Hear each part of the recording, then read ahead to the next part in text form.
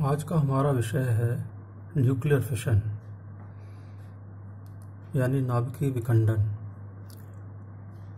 इसमें हम सबसे पहले यह जानने की कोशिश करेंगे कि नाभिकीय विखंडन को कैसे खोजा गया या ये कैसे पता चला कि कोई नाभिक किसी नाभिक का विखंडन होता है। बहुत पहले जब लोगों ने साइंटिस्ट ने ये कोशिश की कि ऐसे एलिमेंट्स बनाए जाएं जो ट्रांस यूरेनिक हैं, यानी जिसकी प्रोटॉन नंबर यूरेनियम के प्रोटॉन नंबर 92 से ज़्यादा होता है। इस कोशिश में उन्होंने यूरेनियम को न्यूट्रॉन से बम्बार्ड किया। फर्मी ने 1934 में यूरेनियम को स्लो न्यूट्रॉन से बम्बार्ड किया, ये मानते हुए कि जब ऐसे नाभिक न्यूट्रॉन को एब्जॉर्ब करेंगे तो एब्जॉर्ब करने के बाद ऐसे एलिमेंट बनेंगे जिनकी प्रोटॉन संख्या 92 से ज़्यादा होती है। जो प्रोसेस उन्होंने एक्सपेक्ट की वो इस तरह थी कि यूरेनियम 238 को न्यूट्रॉन से बम्बार्ड किया गया, ये कंपाउंड न्यूक्लियस बना और उसके बाद उसमें से गामा रेज निकली तो 92 यूरेनियम 239 एक अनस्टेबल न्यूक्लियस बना। चूँकि ये अनस्टेबल है इसलिए ये एक बीटा पार्टिकल को इमिट करता। तो नेक्स्ट जो नाभिक बनता उसका प्रोटॉन नंबर होता 93। फिर अगर बीटा पार्टिकल निकलता तो नेक्स्ट जो एलिमेंट बनता उसके नाभिक में होते 94 प्रोटॉन्स, और नेक्स्ट अगर बीटा पार्टिकल फिर निकलता तो Z=95 का नाभिक बनता या एलिमेंट बनता।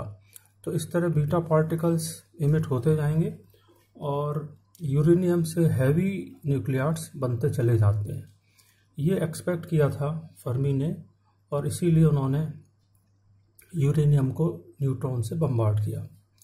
परंतु 1938 में हान एंड स्ट्रासमैन साइंटिस्ट थे, इन्होंने ये पाया कि इस प्रोसेस में जब हम यूरेनियम 238 को बम्बार्ड करते हैं या यूरेनियम 235 को बम्बार्ड करते हैं न्यूट्रॉन से, तो उन्होंने देखा कि एक तो बेरियम बनता है यानी जिसका प्रोटॉन नंबर 56 है, और दूसरा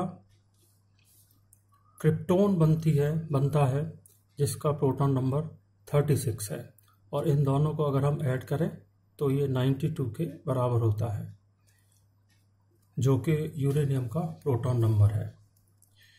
1939 में फ्रिश एंड मैटरर ने इस प्रोसेस को न्यूक्लियर फिशन नाम दिया, क्योंकि उन्होंने पाया कि जो हैवी न्यूक्लियस है अर्थात यूरेनियम वो न्यूट्रॉन से बम्बार्डमेंट के बाद दो लगभग बराबर टुकड़ों में बंट जाता है, और इसलिए उन्होंने उस प्रोसेस को न्यूक्लियर फिशन नाम दिया।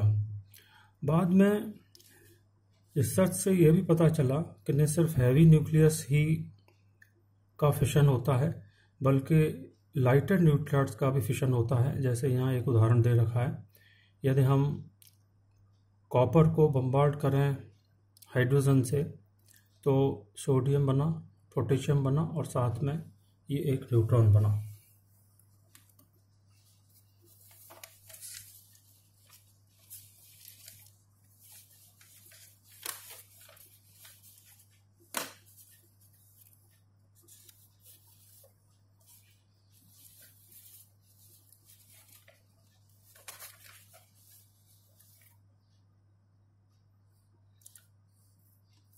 तो एक्चुअली न्यूक्लियर फिशन प्रोसेस क्या है?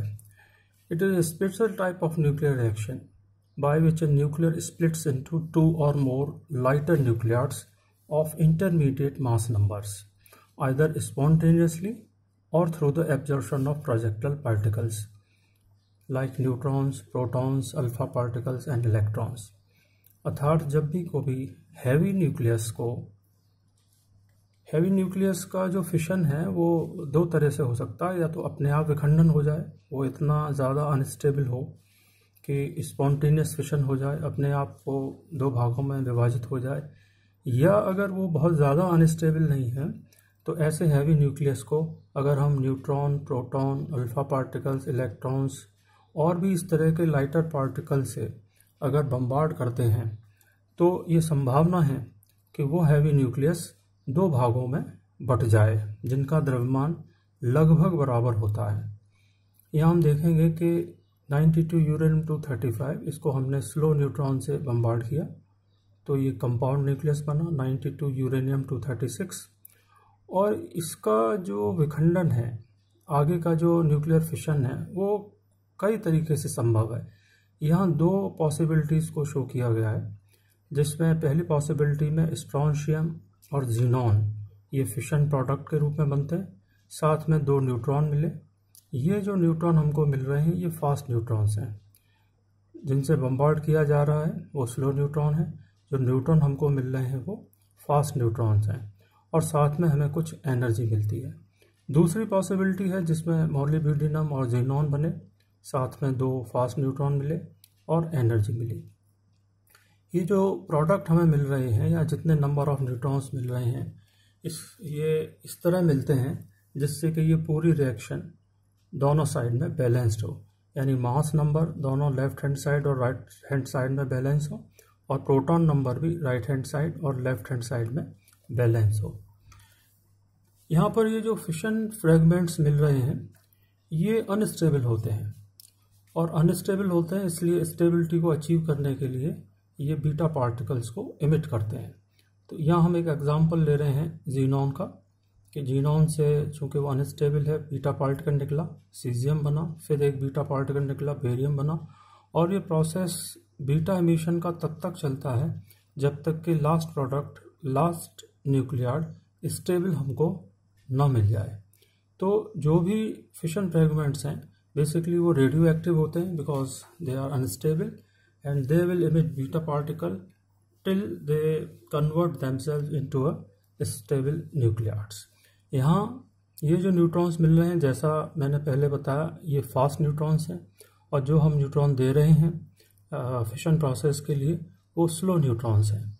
इस बात को हम आगे के टॉपिक में डिस्कस करेंगे कि न्यूक्लियर फिशन की प्रोबेबिलिटी स्लो न्यूट्रॉन से ही ज़्यादा क्यों होती है, फास्ट न्यूट्रॉन्स को हम क्यों फिशन प्रोसेस के लिए यूज़ नहीं करते। धन्यवाद।